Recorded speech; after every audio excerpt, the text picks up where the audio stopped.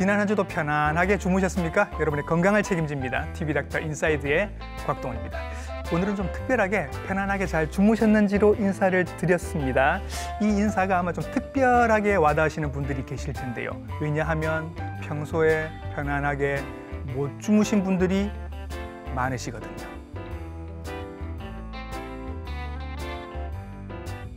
잠을 잘 못 잔 날은 그 다음 날이 엉망이 됩니다. 수면장애는 그 자체로 질병이기도 하고 또 다른 여러 가지 질병들의 원인이 되기도 합니다. 너무나 궁금한 게 많은 수면장애, 이 궁금증들 여러분들의 궁금증 위주로 하나하나 풀어보도록 하겠습니다. 친절한 오늘의 닥터 이분께 여쭤보죠.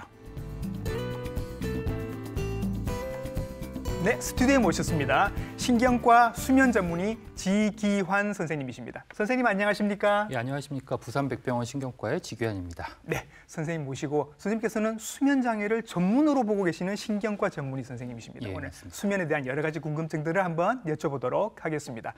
정의부터 한번 짚어보죠, 선생님. 네. 수면에 뭔가 문제가 있다는 얘기인 것 같습니다. 수면 장애가 무슨 뜻인가요?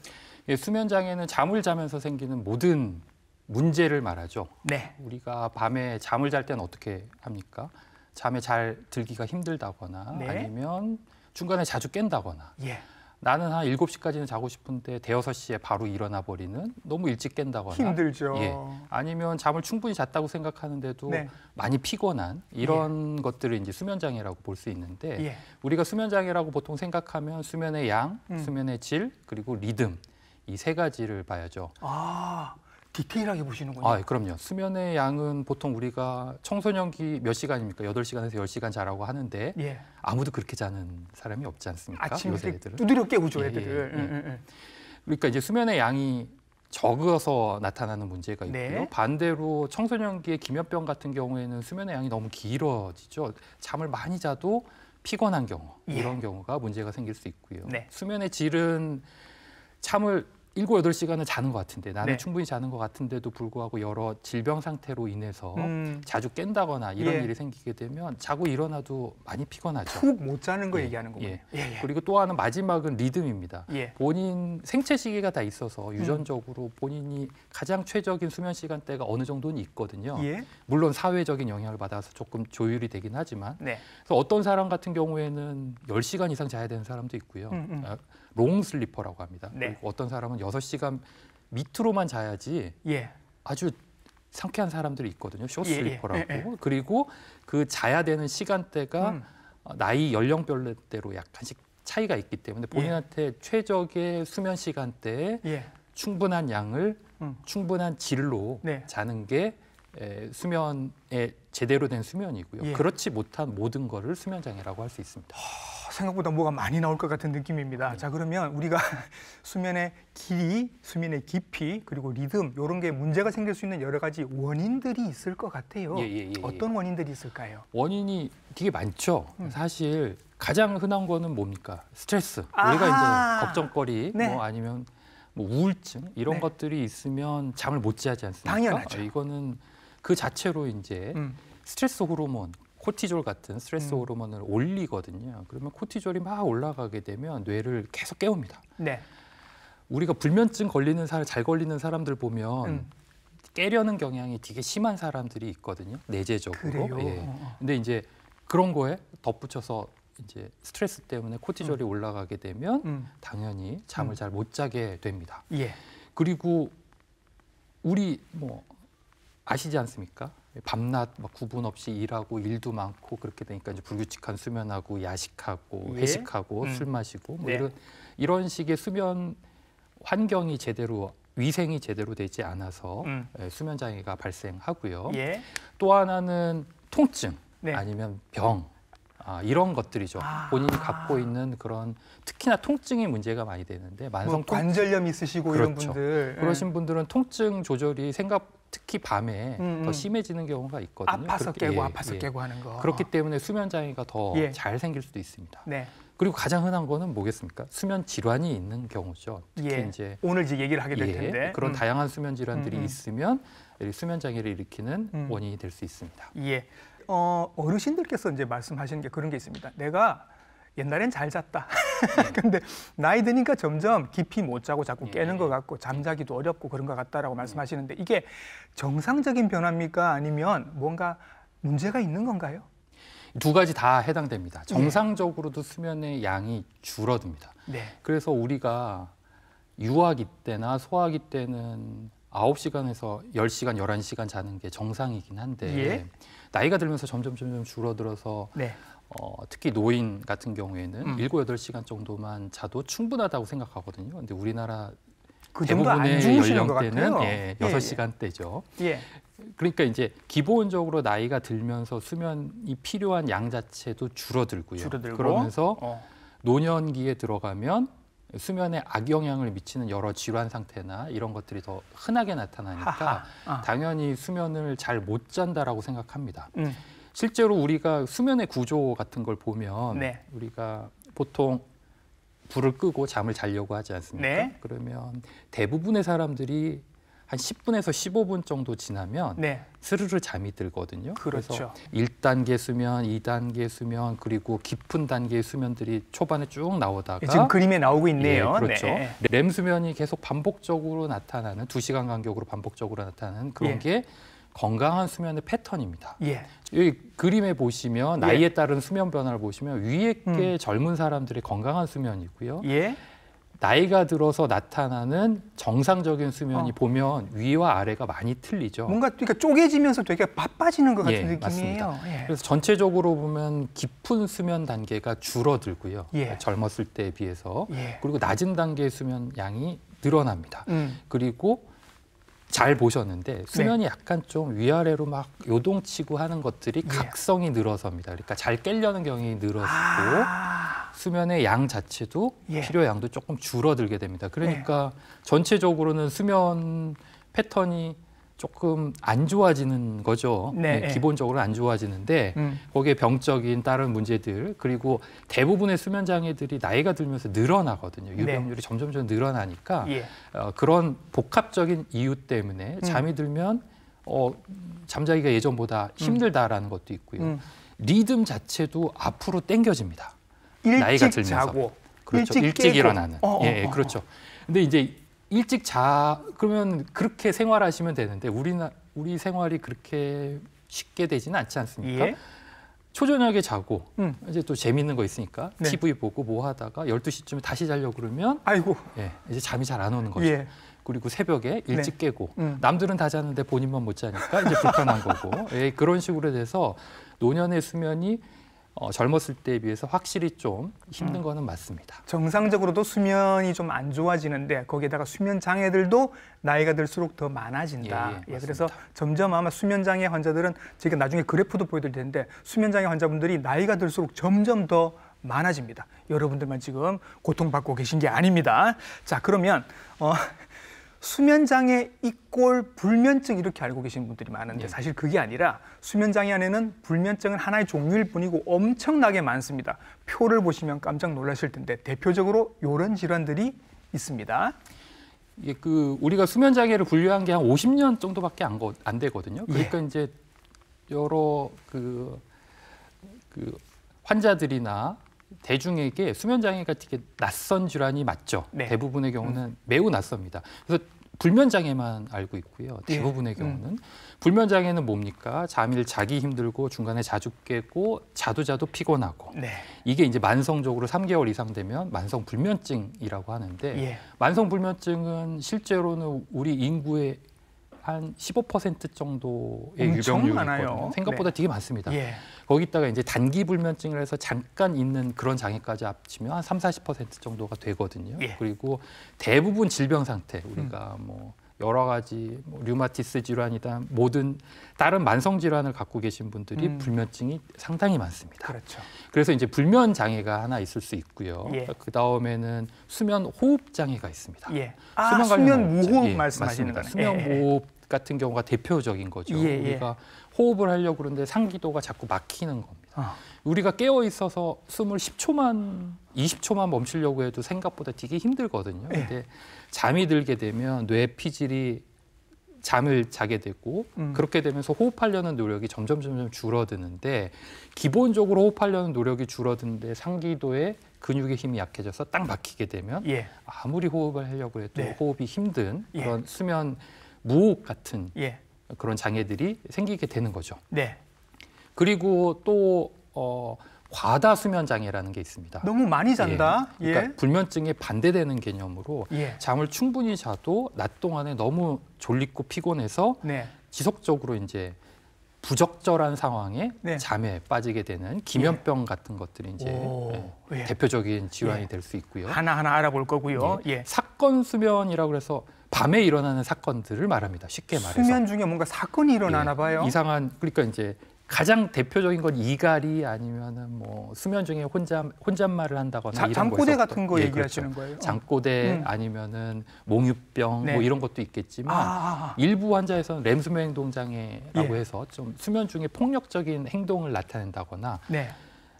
그 뭐 쫓기는 꿈이나 싸우는 꿈을 꾸는 게 이제 행동으로 나타나서 네. 뭐 배우자를 다치게 한다거나 예. 본인이 다치거나 뭐 이런 그런 그 사건 수면들도 있을 수 있습니다. 예.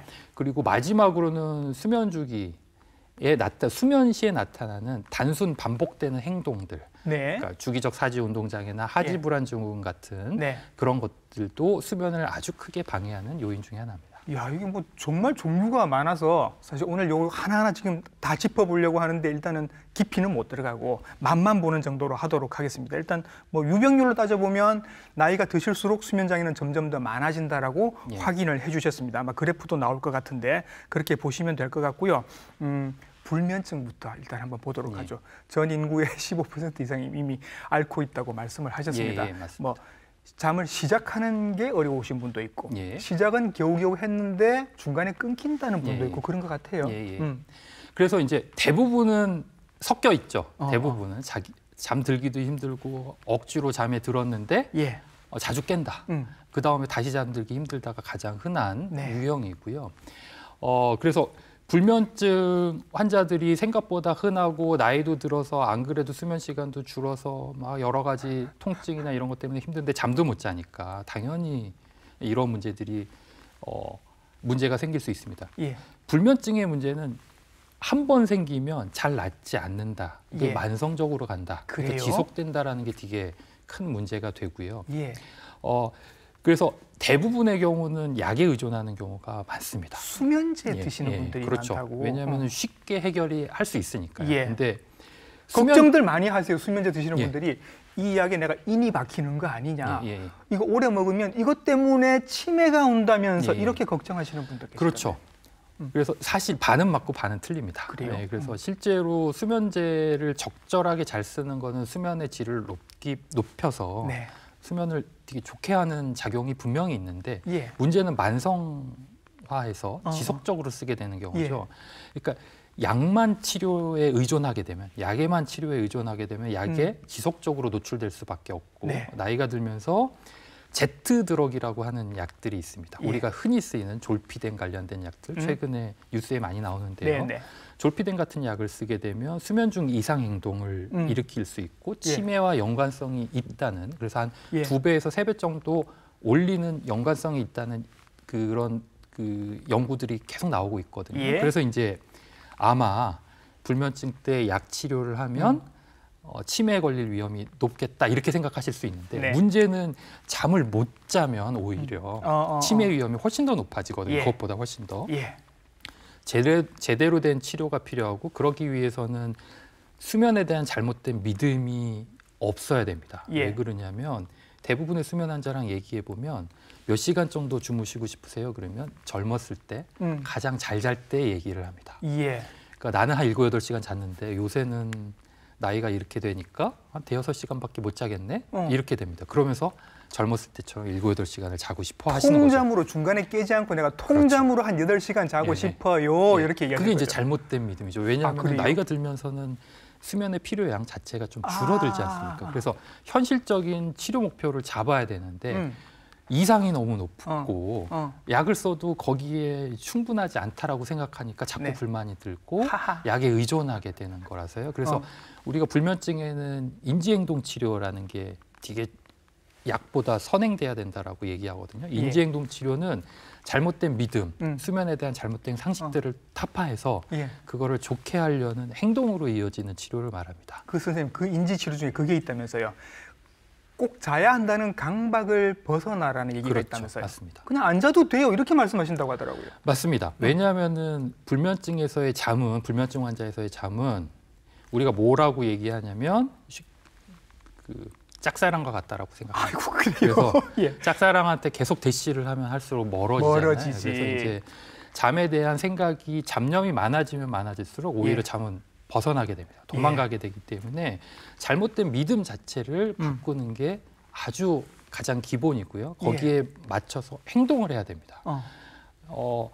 일찍 적절한 시간에 항상 일어나야 되는데 대부분의 불면증 환자들 보면 오늘은 좀 잠 좀 자는데 그럼 늦게까지 자버리거든요. 그렇게 되면 다음 날 또 못 자게 됩니다. 네. 그러니까 이제 어떻게 잠이 잘 오더라도 항상 일정한 시간에 일어나게 하면 이제 수면이 점점 이제 좋아지는데 이런 것들이 아니라 이제 불규칙한 수면 패턴이 가는 거예요. 어떤 날은 되게 못 잤다, 어떤 날은 되게 잘 잤다. 그렇게 되면서 점점 수면이 엉키게 되는 거죠. 불면증에 대한 여러 가지 치료법들이 또 더 있으니까 선생님을 찾아가 보시면 될 것 같고요.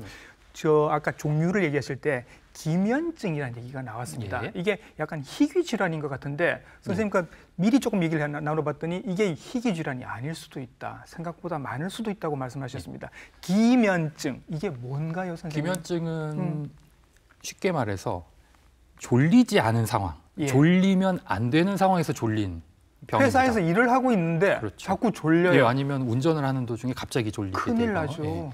그래서 이제 사건 사고의 비율이 올라가게 되죠. 그렇게 되면. 근데 기면병은 아주 흔하지만은 않습니다. 하지만 이제 무시당하는 경우가 많은데 실제로 우리나라에서 추정하기로는 10만 명당 한 10명꼴, 8, 9명꼴 요 정도 되거든요. 그러면은 우리나라 전체로는 한 3, 4천 명 정도 있을 거라고 예상하고 있고요. 제가 개인적으로 보고 있는 환자도 100명을 좀 넘습니다.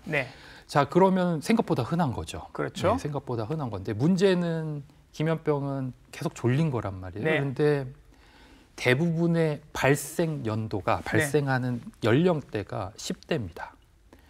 그때 이제 무슨 일이 학교 벌어지냐. 다닐 때 학교에서 이제 계속 졸려하는 거죠. 계속 졸려하고. 너 밤에 안 자니? 안 자고 오니? 뭐해? 게임하는 거 아니야? 이런 얘기도 때문에. 그렇죠. 예전 저가 한 반에 60명이면 그중에 한두 명은 저 때는 60명이었는데 한두 명 정도는 계속 자는 애들이 있거든요. 있죠. 그러면 예전에는 이런 걸 병으로 생각 안 했단 말이에요. 그냥 공부하기 싫어서 뭐 이렇게 취급되는 건데 실제로는 그 아이는 깨려고 해도 못 깨는 거거든요. 병이 그런 병입니다. 건가요? 그렇게 되니까 이제 학습 능력이 떨어지거나 여러 가지 문제가 되죠. ADHD로 오인하는 경우도 상당히 많습니다. 그러니까 그런 병들이 있으면 당연히 빨리 진단을 받아야죠. 제 환자 같은 경우에는 중고등학교 때 그런 무수한 서름을 받고 너는 잠신이다, 너는 공부에 관심이 없다. 근데 이제 군대까지 다 갔다 왔단 말이에요. 군대를 갔다 왔는데도 군대에서도 이제 구박을 받고 그러다가 이제 군대 제대를 해서 여유 있는 생활을 하는데도 계속 졸려서 나중에 진단받는 경우가 많습니다. 그래서 오히려 진단받으면 더 좋아합니다. 왜냐하면 그 여태까지 받았던 서름을 해결할 수 있으니까요. 나 이런 병이 있었다니까 이렇게 지금까지 오해를 받아온 거지. 제대로 진단하고 치료만 되면 충분히 일상생활이 가능한 병이거든요. 그래서 기면병에 대해서는 너무 이렇게 애들가 너무 과하게 졸려한다라고 생각하면 한 번은 기면병에 대해서 확인을 받아보시는 게 좋습니다. 그렇죠. 우리 아이들이 혹시 그렇지는 않은지, 너무 많이 잠이 많지는 않은지 하면 한번 검사를 해보시는 것도 좋은 방법일 것 같습니다. 이제 다 알고 계시는 거 수면 무호흡도 굉장히 이제 또 문제가 되는데 점점 많아지는 것 같고요. 자다가 이렇게 코 골다가 이러고 숨을 못 쉬시는 거. 그리고 한 10초 지나서 이렇게 이게 되게 위험해질 수 있다는 거죠.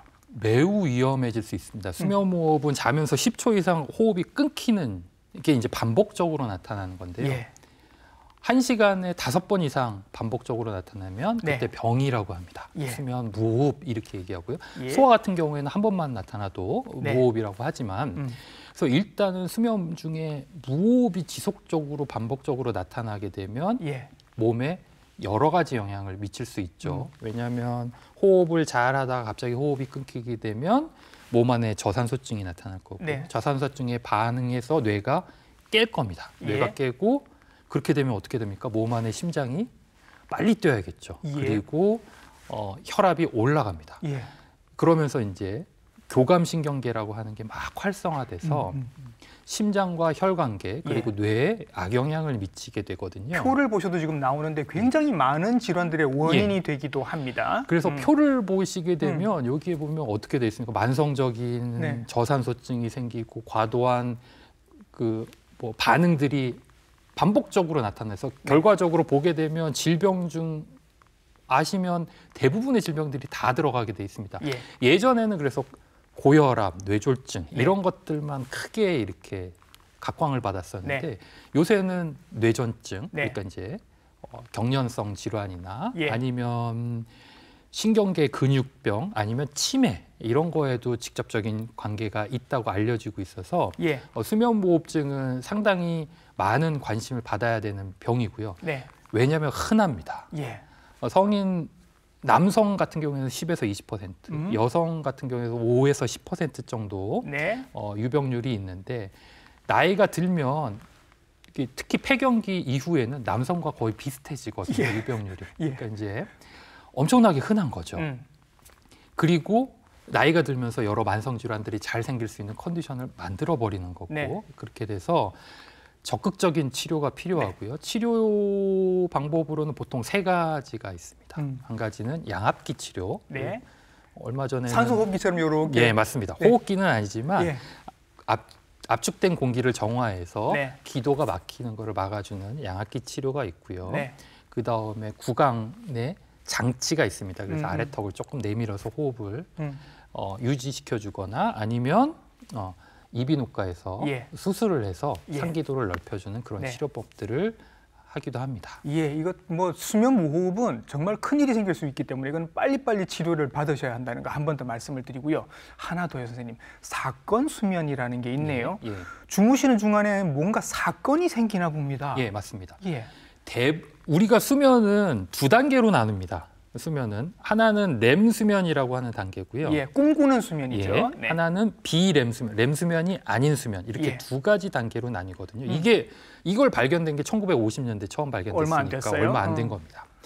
특히 비렘 수면이라고 하는 단계, 수면의 4분의 3을 차지하는 비렘 수면 때 나타나는 일들이 우리가 알고 있는 몽유병 아니면 뭐 이런 것들이죠. 아니 이갈이 뭐 이런 대부분의 사건 수면, 그러니까 어렸을 때 일시적으로 나타나는 거, 야경증 뭐 이런 것들은 대부분 다 이 비렘 수면 때 나타나거든요.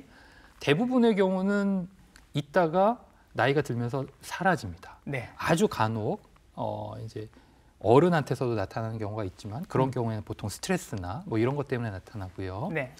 우리가 진짜 관심 있거나 병적인 거는 렘 수면 때 나타나는 사건 수면입니다. 꿈 수면 때 뭔가 일이 생깁니다. 그렇죠. 원래 꿈 수면 때는 우리 신체의 근육의 힘이 빠져야 됩니다. 그게 정상입니다. 꿈만 꾸고 사진은 꼼짝 안 하고 이렇게 늘어져 있어야 됩니다. 맞습니다. 그래서 눈 움직임만 빨라지고요. 그리고 호흡 운동 근육만 제대로 기능을 합니다. 나머지 근육들은 다 힘이 빠지죠. 그래서 그때 설 깨는 거. 그게 이제 우리가 뭐라고 합니까? 가위 눌린다. 그래서 가위 눌리는 게 정상입니다. 그런데 이제 렘 수면 행동 장애라는 특정 질환에 걸리게 되면 그 기능이 떨어지니까 근육의 힘이 올라가죠. 꿈을 꾸는데 움직이게 되는 거예요. 그러면 꿈꾸는 행동이 그대로 나타나게 됩니다. 아이고 세상에. 그러면 무슨 일이 생기죠? 그런데 보통 남성 렘 수면 행동 장애 환자분들은 50대 이후에 많이 생기는데 그 경우에는 보통 폭력적인 꿈이나 싸우는 꿈 이런 꿈을 많이 꾸시거든요. 그런 분들이 그렇게 되면 이제 폭력적인 행동이 나타나죠. 발로 차거나 일어나서 때리거나 누구를. 그래서 이제 배우자가 다친다거나 본인이 스스로 다친다거나 아니면 침대에서 떨어진다고.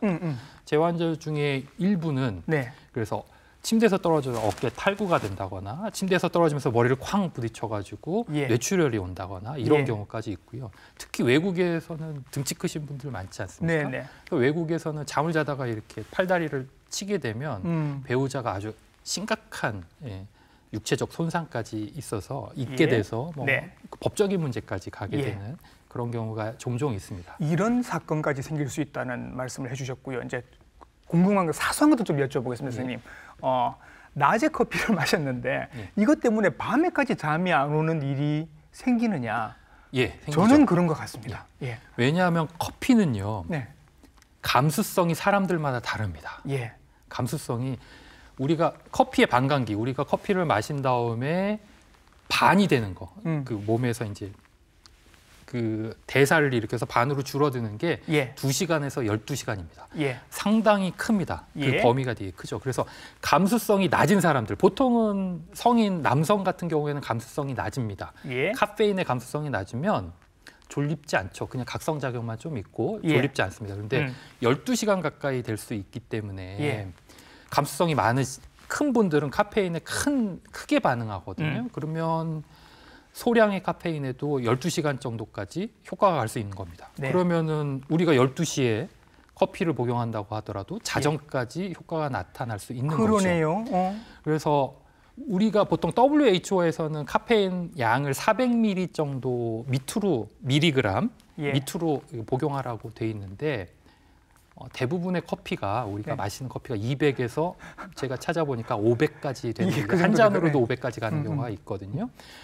한 잔만 마시게 되는 보통 왜 그런 400ml 그 기준이 나왔냐면 카페인 400mg을 마시게 되면 그날 수면이 보통 1시간 정도 줄어든다라고 돼 있습니다. 뭐 이게 평균이기 때문에 사람마다 좀 다르기 때문에 그래서 본인이 카페인에 대한 민감성이 되게 크다. 내가 그것만 먹어도 막 가슴이 두근두근거리고 잠도 잘 안 온다 그러면 최소 12시간 전에 꼭 마셔야 된다면 그렇게 해야겠죠. 그러면 언제 마셔야겠습니까? 점심때쯤에 점심 전에 마셔야죠. 그러네요. 나이가 들면서 나는 카페인에 대한 감수성이 낮았는데 나이가 들면 카페인에 대한 감수성이 점점 커집니다. 제가 그런 것 같아요. 제가. 그렇기 때문에 예전에는 난 괜찮았다 생각하시더라도 되도록이면 오후 늦게는 커피를 안 드시는 게 좋습니다. 그 예민하신 분들은 이제 그런 것도 쓰세요. 밤에 ASMR 이렇게 틀어놓고 그냥 이렇게 파도 소리 잔잔하게 틀어놓고 장작 타는 소리 이렇게 틀어놓으면 내가 잠이 잘 온다. 어떤 분들은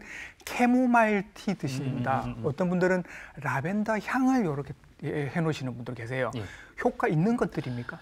효과가 개인마다 아주 차이가 큽니다. 그런데 기본적으로는 본인한테 맞는 분들한테는 사용하는 걸 권해드리죠. 왜냐하면 백색 소음이라든지 ASMR 뭐 이런 거 일부 사람들한테는 충분히 효과가 있습니다. 그런데 이제 문제는 그게 소음 수준으로 되면 안 되고요. 우리가 소음의 기준, 그러니까 잠자리에서의 소음의 기준을 우리는 30데시벨으로 보거든요. 근데 30데시벨이 어느 정도냐면 속삭이는 소리입니다.